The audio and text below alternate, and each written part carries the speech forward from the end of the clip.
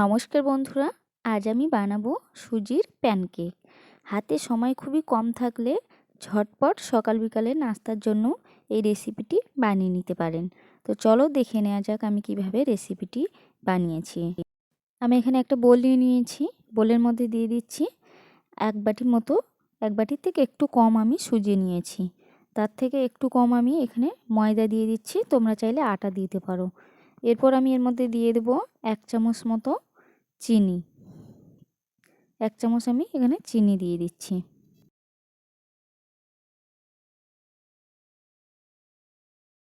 এরপর দিয়ে দিচ্ছি স্বাদ মতো লবণ।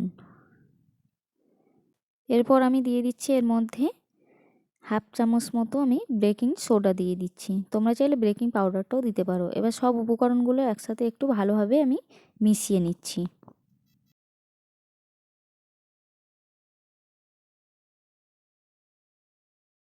সব উপকরণগুলো মিশিয়ে নিয়েছি। এবার মাঝখানটা একটু ফাঁকা করে আমি হালকা উষ্ণ গরম জল দিয়ে একটা ব্যাটার বানিয়ে নেব আমি এখানে। তোমরা চাইলে এখানে ঠান্ডা জল দিতে পারো, বাট আমি এখানে গরম জলটা দিয়েই গুলে নিচ্ছি। হালকা উষ্ণ গরম জল এটা দিয়ে আমি গুলে নিচ্ছি অল্প অল্প করে। জলটা একবারে দেব না, অল্প অল্প করে জলটা দিয়ে একটা স্মুথ ব্যাটার আমি বানিয়ে নিচ্ছি।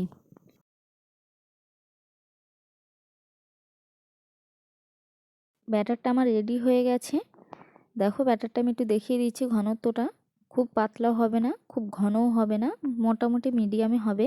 তো এখন আমি এটাকে 5 মিনিট মতো রেখে দিচ্ছি। তোমরা চাইলে এরকমই সদ্য সদ্য এটা করতে পারো। চলে এসছি আমি 5 মিনিট পর। ফ্রাই প্যান গরম করে আমি এখানে হালকা সাদা তেল দিয়ে দিয়েছিলাম, একটা কাপড় দিয়ে এখন আমি মুছে নিলাম। তো ফ্রাই প্যানটা গরম হয়ে গেছে। এখন আমি দিয়ে দিচ্ছি 1 চামচ মেপে, আমি এখানে 1 চামচ মেপেই দেব। তোমরা তোমাদের একটা যে কোনো পরিমাপ নিয়ে নেবে, নিয়ে সেই অনুযায়ী এটাকে বানাবে। তো এখন আমি এটাকে ঢাকা দিয়ে বানাবো, তোমরা চাইলে খোলা অবস্থাতেও বানাতে পারো। তো 1 মিনিট মতো আমি এটা ঢাকনা দিয়ে ঢেকে দিচ্ছি। তো দেখো 1 মিনিট পর আমি ঢাকনাটা খুলেছি। এটা কতটা ফুটো ফুটো হয়ে গেছে, জালি জালি ভাব। আর এখনও একটু হালকা বাকি রয়েছে এটা। তো আর আমি ঢাকা দেবো না, এই অবস্থায় এটাকে আস্তে আস্তে সাইড থেকে আমি উল্টাতে থাকবো। এটা নিজে থেকে এমনি হালকাভাবেই ছেড়ে যাবে। তো দেখো এটা এখন পুরোপুরি হয়ে গেছে। তো দেখো এই যে কত সুন্দর জালি জালি ভাব হয়েছে। তো এইভাবে আমি আরও একটা বানিয়ে দেখিয়ে দিচ্ছি। কড়াইটাকে আমি আরেকটু মুছে নিয়ে পরিষ্কার করে তারপরে আমি এর মধ্যে আরও একটা দিয়ে দিচ্ছি চামচ মেপে। এখানে বারবার তেল ইউজ না করলেও হবে, একবার ইউজ করে 2-3 বার অন্তর অন্তর একবার করে হালকা ইউজ করলেই হবে, বা তেল ছাড়াও এটা বানানো যায়। তো এটা আমি আর ঢাকনা চাপা দেবো না। দেখো এটা আস্তে আস্তে নিজে থেকে কীরকম ফুটো ফুটো হয়ে যাচ্ছে আর খুব সুন্দর জালি জালি ভাব হচ্ছে। তো এইভাবে আমি সবগুলোকে আজকে বানিয়ে নিচ্ছি। আর এটা তোমরা কোনো তরকারি কিংবা গুড় কিংবা কোনো সসের সাহায্যে খেতে পারো, দারুণ লাগে খেতে।